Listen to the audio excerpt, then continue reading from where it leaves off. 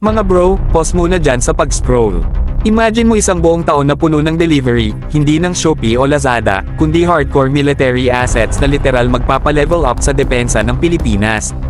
Kung gusto mo malaman kung ano ang paparating ngayong taon, stay put sa first 15 seconds dahil ito yung listahan na hindi mo dapat palampasin. Unang papasok sa flight line ngayong taon, dalawang FA-50 Block 70.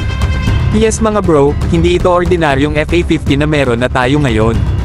Ito yung pinaka-latest variant, upgraded sensors, mas modernong Avinex, at ready pang i-integrate sa mas high-tech na munitions. Ito ang unang batch sa 12 brand new jets na in-order ng Pilipinas, at simula pa lang ito ng bagong era para sa Philippine Air Force. Hindi na lang light combat ang peg, kundi stepping stone papunta sa true fighter capability. Kasunod dyan, papasok na rin ang pinakaunang Raja Sulaiman class offshore patrol vessel. Ito yung bagong OPV ng Philippine Navy na made in South Korea. Hindi siya gunboat lang, mga bro. May mas malawak na range, mas mahaba ang endurance, at mas malakas ang surveillance capability para bantayan ang archipelago natin. Dagdag ito sa maritime presence natin sa West Philippine Sea at sa Sulu Celebes region.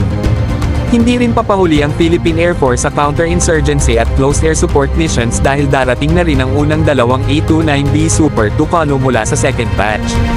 Kung familiar ka sa unang anim, alam mong malaki ang nagawa nila sa ground support. At syempre, hindi kumpleto ang usapan kung walang missile system.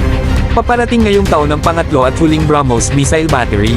Ito ang pinaka-hard-hitting deterrent ng Pilipinas ngayon, supersonic, Siskimang, at isa sa fastest anti-ship missile sa mundo.